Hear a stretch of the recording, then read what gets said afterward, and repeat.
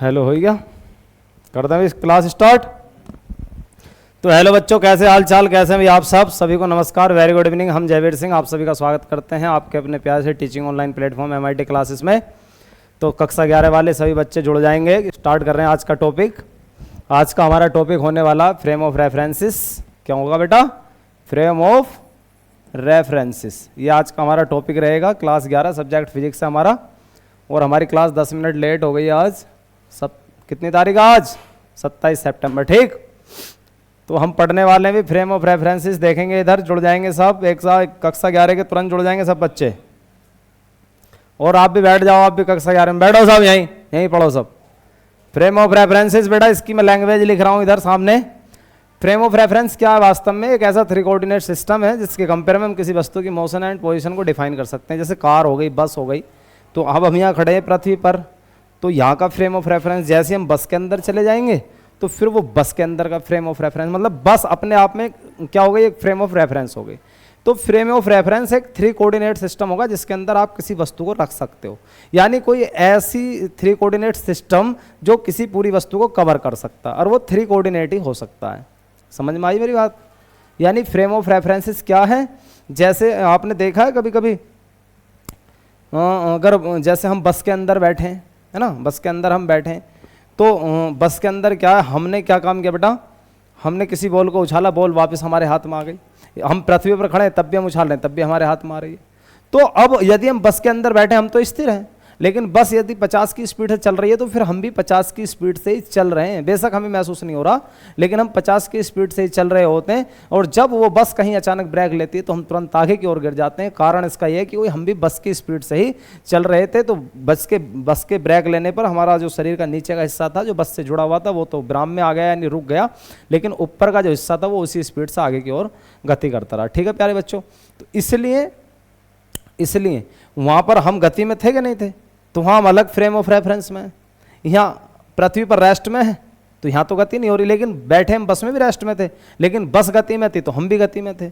तो उसके अंदर मतलब बस क्या हो गया? पूरा एक फ्रेम ऑफ रेफरेंस आ गया। समझ में मेरी बात आई नहीं? तो फ्रेम ऑफ रेफरेंस क्या होता है? एक 3 कोऑर्डिनेट सिस्टम होता है बेटा। लिख दूँ यहाँ पर? एक ऐसा लिखे नहीं, बताओ? एक ऐसा 3 कोऑर्डिनेट सिस्टम। कोऑर्डिनेट समझ रहे हो आप?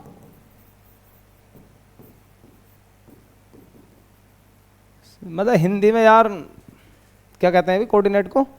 निर्देशांक कुछ ऐसे कहते हैं ना। एक ऐसा 3 कोऑर्डिनेट सिस्टम जिसकी कंपेयर में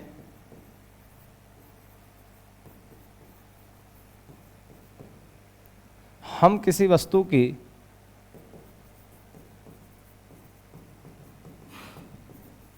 मोशन मतलब गति को, एंड पोजीशन स्थिति को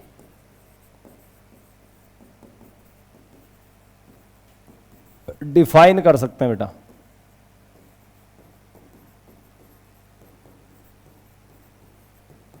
फ्रेम ऑफ रेफरेंस कहलाता है। ये है भाई, देखना सर इधर लैंग्वेज सर आप। एक ऐसा 3 कोऑर्डिनेट सिस्टम जिसकी कंपेयर में हम किसी वस्तु की मोशन एंड पोजीशन को डिफाइन कर सकते हैं, फ्रेम ऑफ रेफरेंस कहलाता है। बस की कंपेयर में उसकी गति कैसे होगी, कार की कंपेयर में उसकी गति कैसे होगी, है क्या नहीं? ये है। और इसके एग्जाम्पल, अगर कोई इसके एग्जाम्पल पूछेगा तो जैसे भाई बस हो गई, भाई कार हो गई है, और इसी तरीके के जो भी कोऑर्डिनेट सिस्टम होंगे वो सब है ना। ये है भाई, समझ में आगे बेटा बात? ट्रक हो जाएगा। There are 2 types. ये 2 प्रकार के होते हैं। There are 2 types of frame of references. ये 2 प्रकार के होते हैं। पहला है इनर्शियल फ्रेम ऑफ रेफरेंस। पहला क्या बेटा? Inertial frame of reference. Inertial frame of reference क्या होता है भाई? अब आप कुछ 11 वाले बच्चे सोच रहे होंगे सर इसकी हिंदी, यार हिंदी मत पूछो, है ना, जड़ती है कुछ ऐसे है इसकी हिंदी।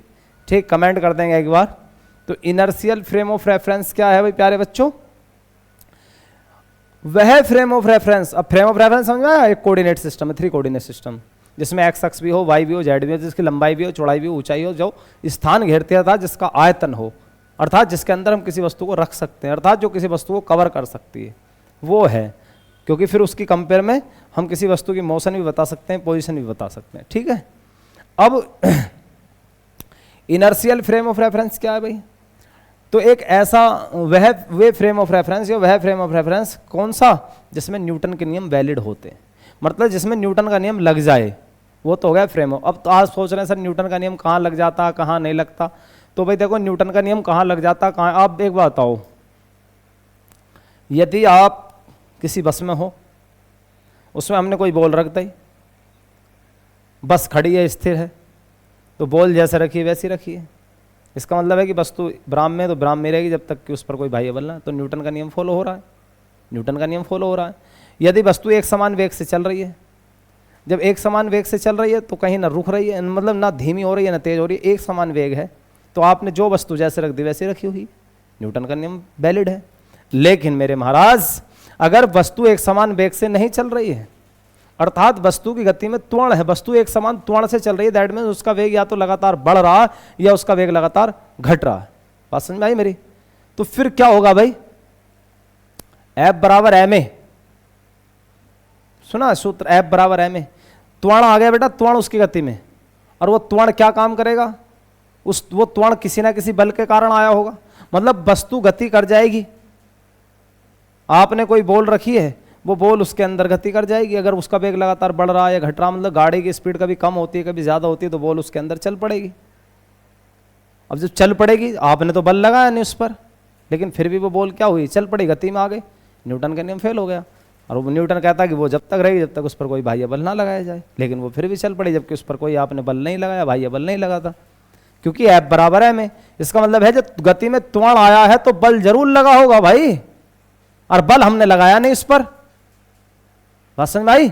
लेकिन अगर वो वस्तु एक समान वेग से चल रही है, जब कोई वस्तु एक समान वेग से चलती है तो त्वरण 0 होता है, त्वरण 0 इसका मतलब उस पर बल नहीं लगा, बल नहीं लगा तो इसका मतलब जहां है वहीं रखिए, गति में तो गति में, विराम में तो विराम में, समझ में आ रही मेरी बात? तो भाई जो रेस्ट में है, एक ऐसा कोऑर्डिनेट या वे फ्रेम ऑफ रेफरेंस जो रेस्ट में होते हैं, या फिर जो एक समान वेग से मोशन करते हैं, कौन से कहलाते हैं, इनर्शियल फ्रेम ऑफ रेफरेंस कहलाते हैं, या इसकी दूसरी लैंग्वेज है कि जिनमें न्यूटन के नियम वैलिड होते हैं, वो भी क्या कहलाते हैं भाई, इनर्शियल फ्रेम ऑफ रेफरेंस कहलाते हैं। इसका उदाहरण हो जाएगा भाई, इसका एग्जांपल हो जाएगा कांस्टेंट वेग से, कांस्टेंट स्पीड से मोशन करती कोई कार, कांस्टेंट स्पीड से, या रेस्ट में खड़ी कोई कार। लेकिन जो इसके बाद आएगा दूसरे नंबर का दे रहा, 2 टाइप है ना, तो 2 टाइप में जो दूसरा नंबर आएगा, तो दूसरा नंबर आएगा नॉन इनर्शियल, अर्थात जो इनर्शियल नहीं है। इनर्शियल नहीं है का मतलब है जिनमें न्यूटन के नियम वैलिड नहीं हो रहे हैं। तो फिर किसमें नहीं होंगे भी न्यूटन के नियम वैलिड? जो एक समान त्वरण से गति कर रहे हैं, अर्थात जब वो एक समान त्वरण से गति करेंगे महाराज, तो उसके अंदर जो वस्तु रखी है उस पर भी त्वरण लगेगा, और जब त्वरण लगेगा F बराबर है में, त्वरण आएगा ही जब उस पर कोई ना कोई बल लगेगा, और बल वास्तव में नहीं लग रहा, लगता दिखाई नहीं दे रहा, तो वो त्वरण कहाँ से आ गया, वो बल कहाँ से आ गया, अर्थात वहाँ पर न्यूटन का नियम फेल हो गया।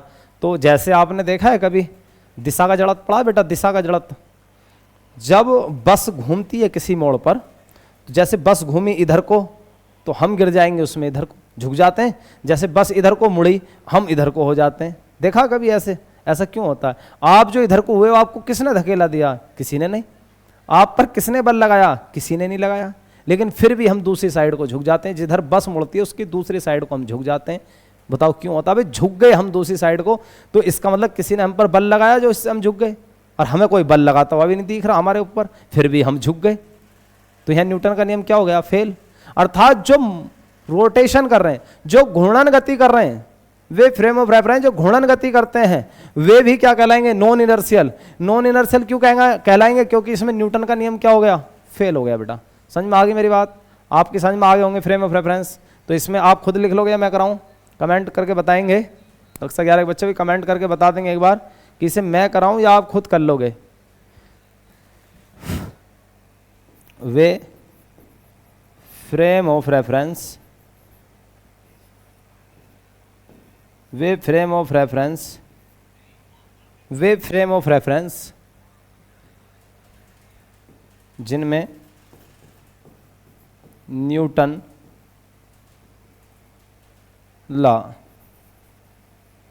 वैलिड है, ये वैलिड होते हैं, अर्थात जो कांस्टेंट स्पीड से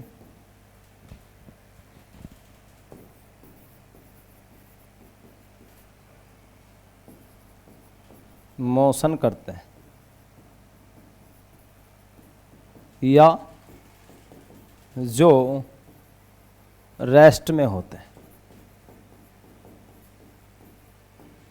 inertial frame of reference, inertial frame of reference कहलाते। बेटा पढ़ लेंगे कि वे फ्रेम ऑफ रेफरेंस कौन से वाले, इन दो तरीके के ना, तो कौन से वाले, जिनमें न्यूटन के नियम वैलिड होते हैं, अर्थात जो कांस्टेंट स्पीड से मोशन करते हैं या जो रेस्ट में होते हैं, इनर्शियल फ्रेम ऑफ रेफरेंस कहलाते हैं। फॉर एग्जाम्पल, अगर इसके एग्जाम्पल की बात हम करेंगे तो ये हो जाएगा प्यारे बच्चों, फॉर एग्जाम्पल क्या आएगा, कांस्टेंट स्पीड से मोशन करती कोई कार, कांस्टेंट स्पीड से मोशन करती कोई कार। भाई किसी हिंदी मीडियम वाले बच्चे को दिक्कत तो नहीं हो रही है भाई, इतनी इंग्लिश नहीं है, इतनी दिक्कत नहीं होनी चाहिए आपको, है ना प्यारे बच्चों। कमेंट करके बताते रहेंगे दिक्कत तो नहीं हो रही है आपको। नेक्स्ट पेज पर चलूंगा मैं, नंबर 2 लिखूंगा non inertial.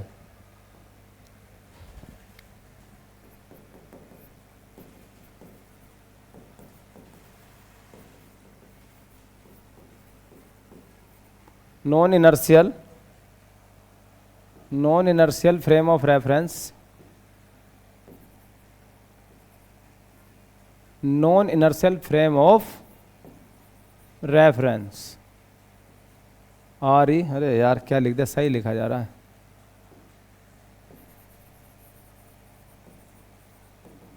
Non inertial frame of reference, अब इसकी लैंग्वेज तो आप खुद भी लिख लोगे बेटा, लिख लोगे खुद अपने आप, क्या आएगी इसकी लैंग्वेज बताएं जल्दी से। इसकी लैंग्वेज आएगी वे फ्रेम ऑफ रेफरेंस, वे फ्रेम ऑफ रेफरेंस जो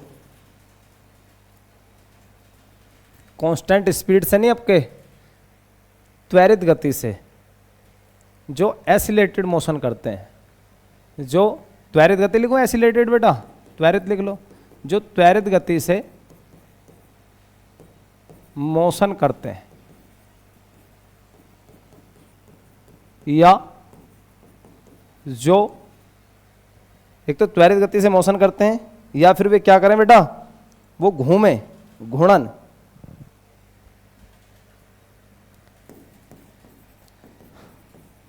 एक समान चाल से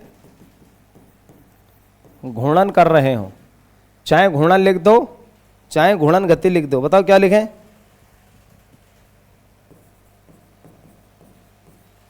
कर रहे हो,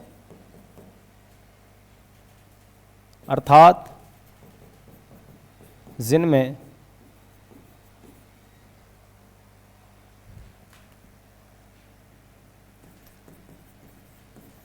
न्यूटन्स लॉ वैलिड नहीं होते हैं,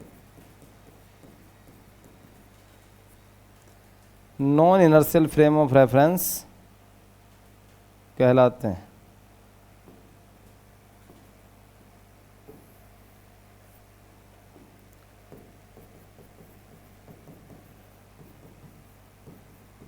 non inertial frame of reference,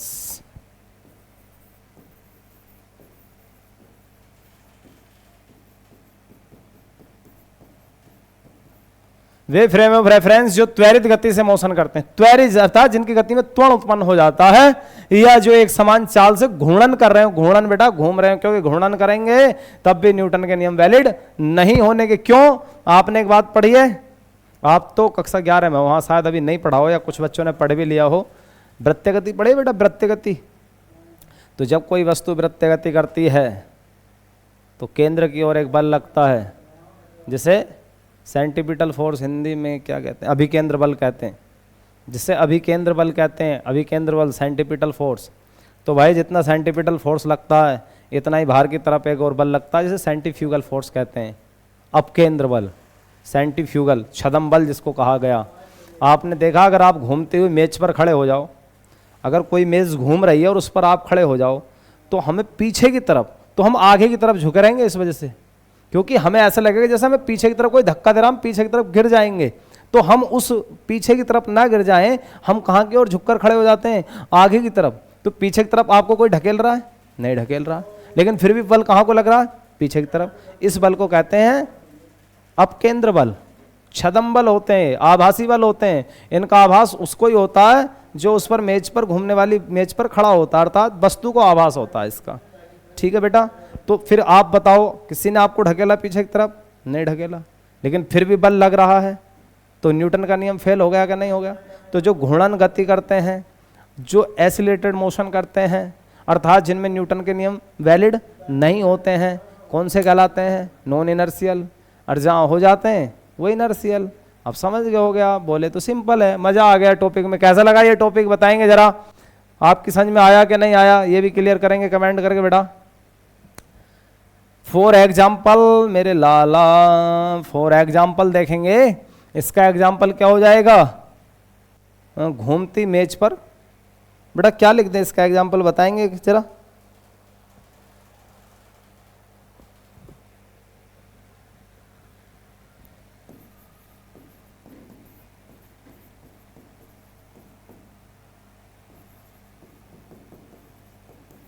खड़ा कोई व्यक्ति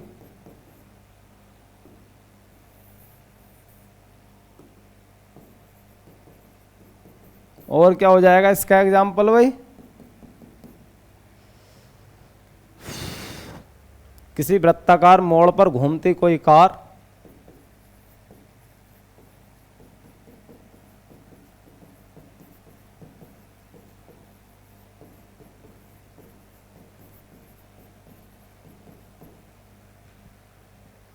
पृथ्वी भी कैसा है, पृथ्वी बेटा ये क्वेश्चन बड़ा इंपॉर्टेंट है कि जो अर्थ है, जो पृथ्वी है, कैसा फ्रेम ऑफ रेफरेंस है बताओ।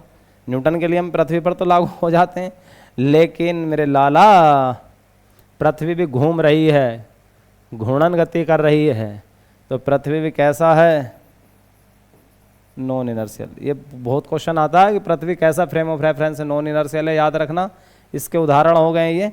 तो यही था भाई फ्रेम ऑफ रेफरेंस का टॉपिक, और तो इसमें ज़्यादा कुछ नहीं है, मैंने छदम बल वगैरह ये बताए हैं। रेखीय संवेग संरक्षण का नियम, नेक्स्ट टॉपिक स्टार्ट कर रहे हैं भाई हम नेक्स्ट टॉपिक स्टार्ट कर रहे हैं, रेखीय संवेग संरक्षण का नियम। ये भी 9th में पढ़ लिया होगा आपने, है ना। रेखीय संवेग संरक्षण का नियम इतना इंपॉर्टेंट तो नहीं है कक्षा 11 के लिए, क्योंकि आपने 9th में पढ़ लिया, फिर भी मैं इसको करा देता हूँ। तो ये जो अभी हमने पढ़ा है फ्रेम ऑफ रेफरेंस वाला जो टॉपिक था, मुझे लगता है कि आपको बिल्कुल अच्छे से क्लियर हो गया होगा, मज़ा आ गया होगा पढ़ने में। दिल गार्डन हुआ कि नहीं, कमेंट बॉक्स में बता देंगे बेटा, मैं देख लूँगा आपके कमेंट। ठीक है, रेखीय संवेग संरक्षण का नियम हम पढ़ने वाले हैं भाई। रेखीय संवेग, अधिक संरक्षण ये खूब पढ़ा है, जैसे ऊर्जा संरक्षण, आवेश संरक्षण, है ना। अब आ गया रेखीय संवेग संरक्षण। तो भाई क्या बवाल है भाई ये रेखीय संवेग संरक्षण। संरक्षण का मतलब है कि वो वस्तु ना तो ज़्यादा हो रही है ना कम हो रही है, अर्थात सुरक्षित है, सुरक्षित है ना। जैसे किसी ने हमें 10 रुपये दे दिए, तो 1 महीने बाद भी हमारे पास 10 ही रुपये हैं, न कम हुए न ज़्यादा। तो 10 रुपये कैसे हैं हमारी जेब में, संरक्षित हैं, सुरक्षित हैं। समझ में आ गई मेरी बात। तो यही है रेखीय संवेग संरक्षण का नियम भी यही है कि यदि 2 या 2 से अधिक पिंडों के निकाय पर कोई बाह्य बल ना लगाया जाए तो उस सिस्टम का कुल संवेग नियत रहता बेटा। नियत रहता मतलब ना तो उसका संवेग बढ़ता है ना संवेग घटता है। कैसे एग्जाम्पल में बताएंगे, पहले परिभाषा लिख देते हैं।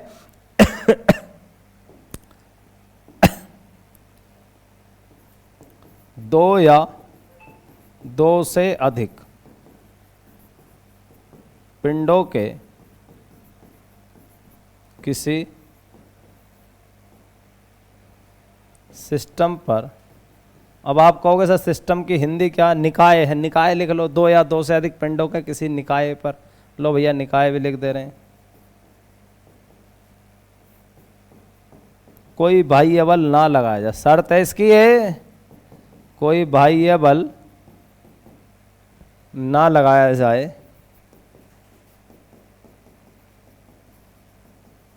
तब उस सिस्टम का, बस सिस्टम में एक से ज़्यादा चीज़ें तो होती हैं जब भी तो उसे सिस्टम कहते हैं। तो दो या दो से अधिक पिंडों का कोई निकाय था, कोई सिस्टम था, उस पर आपने कोई बाह्य बल नहीं लगाया, तो उस सिस्टम का जो कुल संवेग है वो कैसा रहेगा? संरक्षित रहता है, संरक्षित, कंजर्व रहता, मतलब दो या दो से अधिक पिंडों के किसी सिस्टम पर कोई बाह्य बल ना लगाया जाए तो उस सिस्टम का कुल संवेग संरक्षित रहता है, और इसे ही हम क्या कहते हैं? रेखीय संवेग संरक्षण का नियम या रेखीय संवेग संरक्षण का सिद्धांत कहते हैं। ठीक है भाई। भाई अगर इसका मतलब यह है, देखो मान लो दो पिंड हैं, भाई मान लो दो पिंड हैं, है ना, मान लो दो पिंड हैं भाई,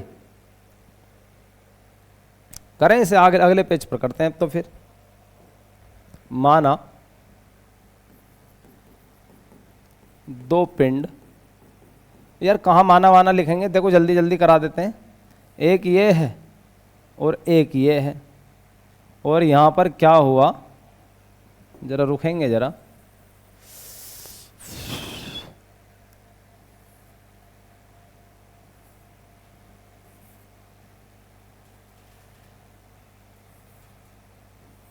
देखो ये पहला पिंड है, ये जा रहा भाई, इसका द्रव्यमान है m1, ये जा रहा u वेग से, और चाहे u1 मान लो, इसका द्रव्यमान है भाई m2, और ये जा रहा है इधर कितने वेग से?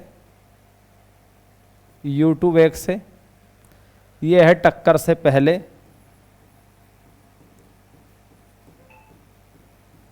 टक्कर से पहले, ये टकराते समय है भाई, ये m1 वाला है, ये m2 वाला है, टकराएंगे तो आपस में एक दूसरे के पास मिलेंगे भाई आकर।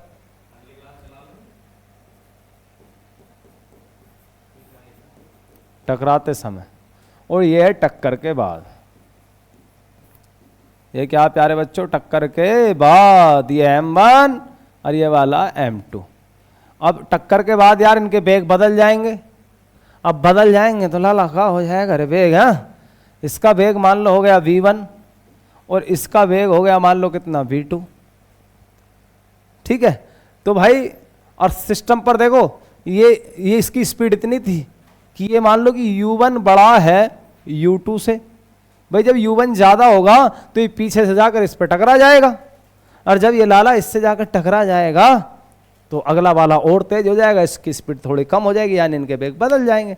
तो जो कुछ हुआ पिंडों के बीच अंतःक्रिया हुई है टकराने की, बाकी हमने बाहर से कोई एक्स्ट्रा इस पर बल नहीं लगाया, यानी इस सिस्टम पर कोई बाह्य बल नहीं लगाया। शर्त है कि सिस्टम पर कोई बाह्य बल हेमंत नहीं लगाया जाए। ठीक है प्यारे बच्चों, तो भैया चूंकि सिस्टम पर कोई बाह्य बल नहीं लगा है तो टक्कर से पहले का कुल संवेग बराबर टक्कर के बाद का कुल संवेग, क्योंकि संवेग कैसा रहेगा? सुरक्षित रहेगा, संरक्षित रहेगा। मेरे शेर, मेरे लाला, मेरे प्यारे बच्चा, इधर देखेंगे जरा, अरे कहीं नहीं जाओ, यहीं रुको भाई। हाँ, चूंकि कहीं नहीं जाना है आपको, हेमंत जी अगली क्लास चला कर जाना। चूंकि सिस्टम पर जी कोई बाह्य बल नहीं लगा है, क्योंकि इन्हें नहीं पता कहाँ से क्लास चलनी है।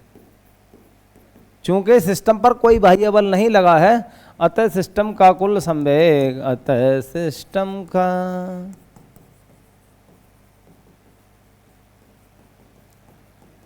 कुल संवेग कैसा रहेगा?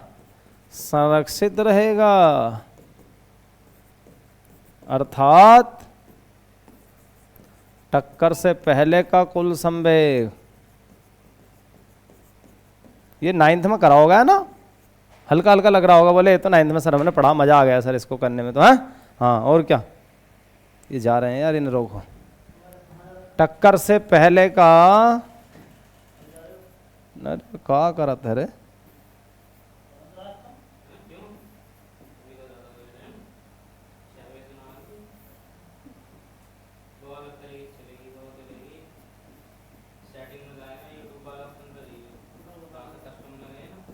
बराबर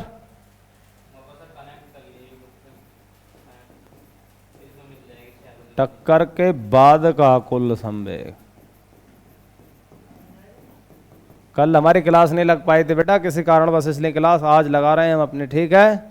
अरे टक्कर से पहले का कुल संवेग, संवेग क्या होता है? द्रव्यमान गुणा वेग, पहले का प्लस दूसरे का द्रव्यमान गुणा वेग, यानी m1 u1 प्लस दूसरे का m2 u2, और टक्कर के बाद हो गया मेरे लाला m1 v1 और प्लस m2 v2। भाई ये भाई हुआ, ये हो गया भाई। अब समझ में आ गए मेरे लाला। एक इसको और दिखाते हैं, देखेंगे भैया। ये कह रहे हैं to prove that, next topic चालू कर रहा हूं मैं इसी में। टू प्रूव दैट, सिद्ध कीजिए, क्या सिद्ध कीजिए मेरे शेर? सिद्ध कीजिए कि इफ यदि एफ एक्स्ट्रा, यदि बाह्य बल 0 है, कोई बाह्य बल ना लगाया जाए, तब जो संवेग है, जो p है संवेग, ये कैसा रहता है? कांस्टेंट रहता है। भाई यही तो संवेग संरक्षित रहने का मतलब है कि वो नियत रहता, ना बढ़ता है ना घटता है। देखेंगे, इसको करे दे रहा हूं इसी पेज पर, देखो कितने बढ़िया करते हैं इसको जरा। भाई वी नो दैट, हम जानते हैं, क्या जानते हैं अभी हम? मतलब न्यूटन का गति विषयक द्वितीय नियम, फ्रॉम, ये फ्रॉम के यार हिंदी में लिख दो है, न्यूटन के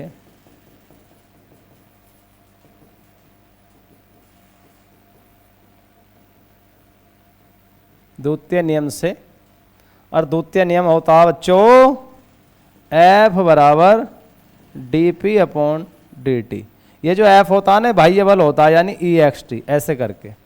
इफ यदि, ये कह रहा है यदि, ये इफ यदि एफ ई एक्सटी, एक्स मतलब एक्स्ट्रा, कोई बाह्य बल ना लगाया जाए, यदि सिस्टम पर कोई बाह्य बल ना लगाया जाए, ना लगाया जाए का मतलब है यदि एफ एक्स इक्वल टू 0, तो देन माने था।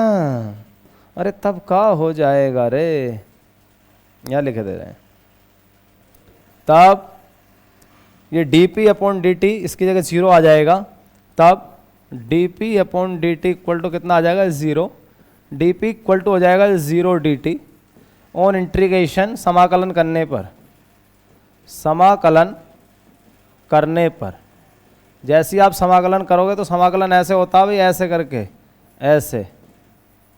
तो जब समाकलन करोगे तो इधर केवल p बचेगा भाई, dp dp dp, तो p बचता बेटा, है ना।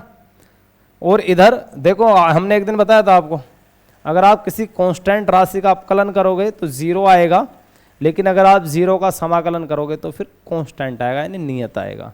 तो यहाँ आएगा बेटा कांस्टेंट, क्या आएगा? कांस्टेंट। इसका मतलब ये है कि यदि सिस्टम पर कोई बाह्य बल ना लगाया जाए, यदि एफ एक्स्ट्रा 0 हो, यदि सिस्टम पर कोई बाह्य बल ना लगाया जाए, तो सिस्टम का कुल रेखीय संवेग कैसा होता है? नियत रहता है, सुरक्षित रहता है, न घटता है न बढ़ता है। यही संवेग संरक्षण का नियम है। इस लाइन को लिखो, नहीं बताओ। अर्थात स्पष्ट है कि यदि सिस्टम पर कोई बाह्य बल ना लगाया जाए तो सिस्टम का कुल संवेग नियत रहता है, यही संवेग संरक्षण का नियम है। इस लाइन को लिखो, नहीं बताओ, जल्दी बताओ। अब ये है भाई, नेक्स्ट पेज पर चलें, चलें बेटा नेक्स्ट पेज पर। अगला टॉपिक स्टार्ट करते हैं भाई। ये टॉपिक कैसे लग रहे हैं आपको? सिंपल सिंपल लग रहे होंगे, मजा आ रहा होगा है? और क्या।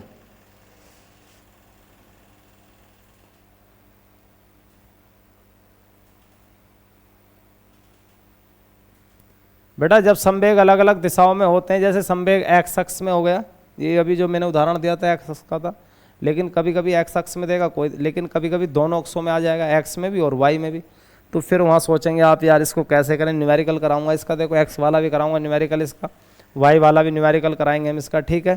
तो वहाँ पर बड़ी दिक्कत बनती है, बच्चे सोचते हैं भी कैसे करें, एक्स में भी आ गया और ये वाई में भी आ गया, समझ रहे ना मेरी बात? तो वहाँ पर संवेग संरक्षण का नियम एक्स और वाई दोनों अक्षों के अनुगत लगाना चाहिए, ठीक है भाई। अगर संवेग अलग अलग दिशाओं में है, यदि किसी वस्तु का संवेग अलग अलग दिशाओं में है, तो क्या करना चाहिए फिर? एक्स और वाई अक्षों के अनुदिश संवेग संरक्षण का नियम लगाना चाहिए। ये हम जब भी बता देंगे जब इसका न्यूमेरिकल आपको कराएंगे, ठीक है। समझ में आ गई मेरी बात?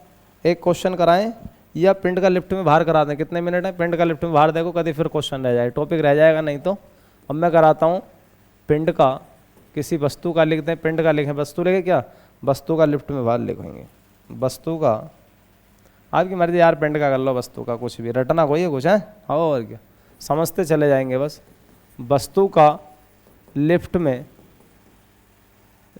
में बाहर, बहुत जल्दी खत्म होने वाला है ये चैप्टर भी आपका, ये बड़ा इंपॉर्टेंट, वेरी इंपॉर्टेंट। कंपटीशन क्या भाई, हर जगह आता है, ये हर जगह मिलेगा, वस्तु का लिफ्ट में बाहर, ये वेरी वेरी इंपॉर्टेंट। कुछ टॉपिक ऐसे हैं बस ये समझ लो, ये जो कक्षा 11 की बुक है ना इतनी इंपॉर्टेंट है, आप किसी भी कंपटीशन में फिजिक्स के बैठ जाना 11 की बुक मिलेगी ज़्यादा, और ये इससे तो क्वेश्चन मिलना ही मिलना, वस्तु का लिफ्ट में बाहर। होता क्या भाई, मान लो कोई व्यक्ति है या कोई वस्तु है, अच्छा हकीकत में कहानी क्या हुई मैं आपको बता दूं, हमें अपने भार का अनुभव क्यों हो रहा है भाई, भार में और द्रव्यमान में अंतर क्या, समझ रहे हैं ना भाई। आप कक्षा 11 में हो सकता है कि कुछ बच्चों को पता ना हो, हमारा जो शरीर है इसमें जो हड्डी है, मांस है, रक्त है, पानी है, इन सब का जो वजन है वो तो हो गया भी द्रव्यमान, जो उनकी मात्रा है वो तो हो गया द्रव्यमान। लेकिन प्रत्येक वस्तु पर पृथ्वी एक त्वरण लगाती है, जैसे गुरुत्व त्वरण कहते हैं, यानी पृथ्वी हर एक वस्तु को अपने सेंटर की ओर खींचती है, जो खींचेगी तो बल ही तो लगाएगी, तो वो जितना बल लगाती है उसे कहते हैं गुरुत्व बल। क्या कहते हैं बेटा, गुरुत्व बल या गुरुत्वाकर्षण बल। तो हम पर भी गुरुत्वाकर्षण बल लग रहा है, और ये गुरुत्वाकर्षण बल जो है इसे कहते हैं वस्तु का भार। जैसे मेरा द्रव्यमान m है और गुरुत्व त्वरण है g जो पृथ्वी लगा रही है, अब इन दोनों का जो गुणनफल आया mg, ये वस्तु का भार हो गया, यानी ये भार भी हो गया, गुरुत्वीय बल भी हो गया, गुरुत्वीय बल भी हो गया भाई, ये गुरुत्वीय बल कहो या वस्तु का भार कहो, बात एक ही है। अर्थात जिस बल से पृथ्वी किसी वस्तु को अपने सेंटर की ओर खींचती है उस बल को क्या कहते हैं, गुरुत्वीय बल कहते हैं, या वस्तु का भार कहते हैं। मालिक ठीक है, तो इसका अब तराजू जो होती है ये वस्तु का द्रव्यमान तोल देती है, लेकिन कुछ तुला मतलब तराजू ऐसी होती हैं, स्प्रिंग वाली वगैरह जो होती हैं, वस्तु के भार को नापती हैं, वस्तु के भार को नापती हैं। अब ये भार अनुभव कहाँ होता है भाई, मैं कहाँ खड़ा हूँ अब, पृथ्वी पर, तो मैंने अपने पैरों से किसको दबा रखा है, पृथ्वी तल को। तो जितने तल से वो जितने भार से या जितने बल से मैं पृथ्वी को दबा रहा हूँ, तो न्यूटन का तीसरा नियम क्या कहता है, एक्शन रिएक्शन लॉ, कि उतने ही बल से वो वस्तु भी यानी पृथ्वी मुझे कहाँ की तरफ उठा रही होगी, ऊपर की तरफ, उसे क्या कहेंगे हम, प्रतिक्रिया बल। और क्रिया और प्रतिक्रिया दोनों अलग अलग वस्तुओं पर, मैंने क्रिया करी पृथ्वी पर, पृथ्वी ने कर दी मुझ पर, कितनी वस्तु हो गई, दो, तो यहाँ क्रिया प्रतिक्रिया है, एक ही वस्तु पर क्रिया प्रतिक्रिया नहीं होती है, याद रखना, बहुत इंपॉर्टेंट नोट मैंने लिखवा दी थी अभी इससे पहले जो क्लास ली थी, है ना। तो भाई हम यहाँ पर ये पढ़ने वाले हैं प्यारे बच्चों कि पृथ्वी जो हम पर ऊपर की तरफ प्रतिक्रिया लगा रही है वो प्रतिक्रिया बल ही हमें अनुभव होता है। दोबारा समझ लो इस बात को, पृथ्वी जो हम पर प्रतिक्रिया बल लगाती है, अर्थात जहां भी हम खड़े हैं वो जो हम पर प्रतिक्रिया बल लगाती है वो ही तो हमें अनुभव होता है। लेकिन चूंकि हम डेली पृथ्वी पर रह रहे हैं, पृथ्वी पर चल रहे हैं, तो पृथ्वी हम पर जो प्रतिक्रिया लगा रही है वो हमें अनुभव नहीं हो पा रही है। क्यों नहीं हो पा रही, क्योंकि डेली वही काम हो रहा है इसलिए। लेकिन है क्या वास्तव में, अगर हम किसी ऐसे तल पर चले जाएं, कैसे तल पर, जो हमारे भार से कम प्रतिक्रिया लगाए, हमारा भार तो है ज़्यादा लेकिन प्रतिक्रिया उतनी लग नहीं रही, तो जितनी प्रतिक्रिया लगेगी ना बेटा हमें अपना भार उतना ही तो अनुभव होगा, चाहे हमारे अंदर कितना भी वजन क्यों ना हो। मेरी बात समझ लेना, अगर हम किसी ऐसे तल पर खड़े हो गए जिसने प्रतिक्रिया लगाना बंद कर दिया और आप ऐसे तल पर खड़े हैं तो आपको अपना भार कितना प्रतीत होगा, शून्य, क्योंकि तल की प्रतिक्रिया क्या हो गई, शून्य। तो हमें या किसी वस्तु को जो अपने भार का अनुभव होता है वो किसके कारण होता है, उस पर लगने वाले प्रतिक्रिया बल के कारण होता है। क्लियर है बात, क्लियर है, कहानी समझ में आई पूरी। ऐसी कहानी जब सुनते हैं मज़ा आ जाता है, ऐसी कहानी जब सुनते हैं तो मज़ा आ जाता है भैया। गुरुत्वीय बल या वस्तु का भार लिखे दे रहा हूँ यहाँ, गुरुत्वीय बल वह बल जो पृथ्वी लगाती है या वस्तु का भार, W बराबर mg होता है, ठीक है, याद रखना भैया। और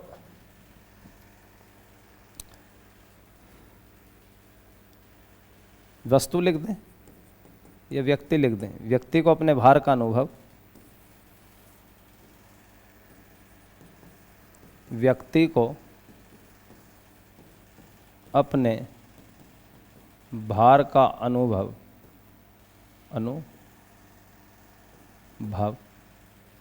उस पर तल द्वारा लगाई गई प्रतिक्रिया के कारण। ये प्रतिक्रिया भी एक बल होता है भैया। कहते फिर करो, ये प्रतिक्रिया क्या बता दिया था?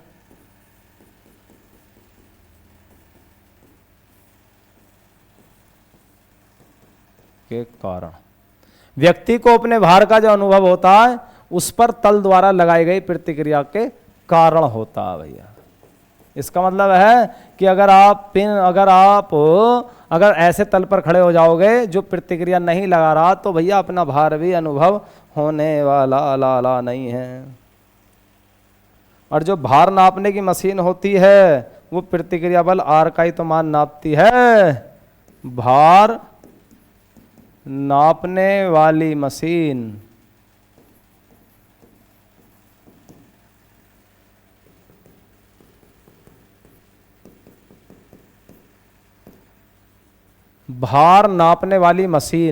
क्या काम करती है बेटे? भार नापने वाली मशीन प्रतिक्रिया बल आर का मान नापती है बेटा। प्रतिक्रिया बल का हो चाहे प्रतिक्रिया को किससे दिखाते हैं? आर से। रिएक्शन हो गया।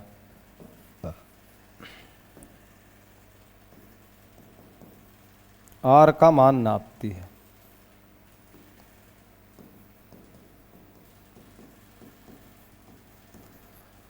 अब भाई ऐसे मान लो आप तुला कह दो, यहां भार नापने वाली तुला भी कह सकते हो। अब मान लो कि कोई व्यक्ति किसी लिफ्ट के अंदर एक भार नापने वाली तुला में खड़ा है। मान लो कि माना कोई व्यक्ति है, क्या लिखा बेटा? कि माना कोई व्यक्ति कहां खड़ा है? भार तोलने वाली मशीन। लिखें क्या? माना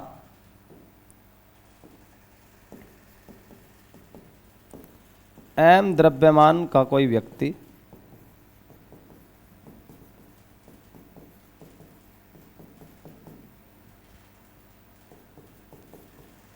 लिफ्ट के अंदर भार तोलने वाले, द्रव्यमान नहीं, भार तोलने वाली मशीन। भार तोलने वाली बेटा क्या है? मशीन पर खड़ा। अब ये समझो भाई, यहां से स्टार्ट कर दिया मैंने इस क्वेश्चन को कि माना एम द्रव्यमान का कोई व्यक्ति लिफ्ट के अंदर भार तोलने वाली मशीन पर खड़ा है। लिफ्ट कहाँ है? ये मशीन कहाँ है? लिफ्ट के अंदर। और उस मशीन पर भी कौन खड़ा कर दिया भाई? व्यक्ति। क्यों भाई? उस मशीन पर क्यों खड़ा करा? क्योंकि वो मशीन भार को नापेगी। और वास्तव में मशीन किसको नापेगी? वास्तव में मशीन आर को। और आर के कारण ही हमें अपने भार का अनुभव होगा। याद रखना, हम उस तल से, वो तल जितनी प्रतिक्रिया करेगा, वो तल, ये न्यूटन में आता है, न्यूटन में वो तल जितनी प्रतिक्रिया करेगा ना, जितना बल लगाएगा वो तल, जितनी प्रतिक्रिया करेगा, समझ लो ना, मशीन उतना ही बताएगी। अब इसमें पहला पॉइंट हम लिखते हैं। पहला पॉइंट ए बी सी दिखा दें, है ना? ए बी सी दिखा दे रहे हैं।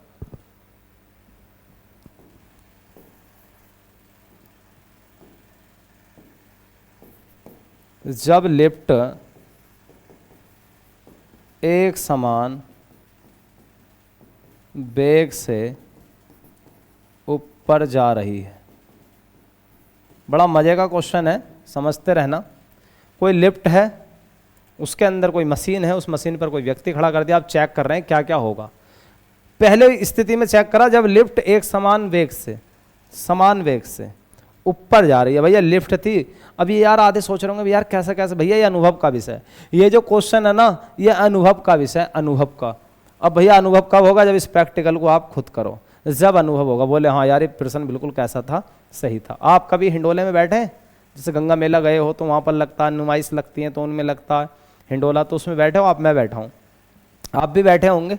तो आपने कभी अनुभव किया जब वो हिंडोला ऊपर से नीचे की तरफ, जिस भी बॉक्स में आप बैठे होते हो, जब वो ऊपर से नीचे की तरफ आना शुरू होता है मेरे प्यारे बच्चों, ऐसे लगता है जैसे हमारा वजन शून्य हो गया हो। वजन नहीं, वजन तो इतना का इतना ही है, मेरी हड्डी मांस रक्त पानी का सबका वजन इतना ही है, हमें भार अनुभव होता है। भार क्यों हो रहा वहाँ पर, भार क्यों हुआ? क्योंकि वहाँ पर तल की प्रतिक्रिया जीरो हो गई। क्यों? क्योंकि तल जी से जाना शुरू होता है, गुरुत्वाकर्षण जी से जाना शुरू होता है, तो वहाँ तल की प्रतिक्रिया जीरो हो जाती है। इसीलिए हमें अपना भार कैसा अनुभव होता है? शून्य होता है। ऐसे लगता है जैसे हमें वजन ही ना रहा, हम फूल की तरह हो गए हों। अब जो उसमें बैठा होगा वो मेरी बात समझ गया होगा, बोले हाँ सर होता है। अब जो बैठा ही नहीं है भाई, वो उसको कैसे बताएंगे हम? फिर तो ऐसे ही बता सकते हो भाई तुम भी बैठ कर देख लो, प्रैक्टिकल करके देख लो। तो ये जो क्वेश्चन चल रहा है ये अनुभव का विषय है, ये तभी समझ में आएगा जब ऐसा हम करके देखेंगे। क्लियर है? समझ में आ गया प्यारे बच्चों? तो इसमें हम 3-4-5 पॉइंट बनाने वाले हैं। तो पहला हमने ये पॉइंट बनाकर देखा है कि जिस लिफ्ट के अंदर आप बैठे हो वो लिफ्ट एक समान वेग से ऊपर की ओर जा रही है। जैसे आप मेट्रो स्टेशन जाते हैं या आप रेलवे स्टेशन जाते हैं बड़े बड़े, तो वहाँ पर लिफ्ट लगी होती हैं, उस लिफ्ट के अंदर आप बैठ गए तो एक समान वेग से जाती है। तो जब एक समान वेग से लिफ्ट जाएगी ऊपर, अब मान लो भाई ये कोई लिफ्ट है, अब इसमें क्या है प्यारे बच्चों, अब ये कोई क्या है, मशीन है, ये व्यक्ति मान लो यार, अब मैं कुछ पूरा बना तो नहीं सकता, मैं तो ऐसे आपको समझा ही रहा हूँ। अब इसका भार कहाँ को लगेगा भाई? नीचे को। प्रतिक्रिया कहाँ को लगेगी भाई? ऊपर को। प्रतिक्रिया कहाँ को लगेगी प्यारे बच्चों? ऊपर को। भार कहाँ को लगेगा? नीचे को, है ना? तो वस्तु का भार नीचे को और प्रतिक्रिया ऊपर को। तो जब लिफ्ट एल है शुरू में, जब लिफ्ट एक समान वेग से ऊपर की ओर जा रही है, तो ऊपर की ओर जा रही है तो इसका मतलब ये कि ऊपर वाला ज़्यादा है नीचे वाला कम है, यही खींच कर ले जा रहा होगा। तो आर माइनस क्या कर दूंगा एम जी, तब ये हो जाएगा आर माइनस के एम जी बराबर जीरो। जीरो क्यों है? जीरो इसलिए है क्योंकि एक सूत्र आपने पढ़ा एफ बराबर एम ए। जब एफ बराबर एम ए वाले सूत्र में भी कोई परिणामी बल ही तो है जो इसको ले जा रहा है। अब वस्तु की गति में त्वरण है नहीं भैया, आप बताओ।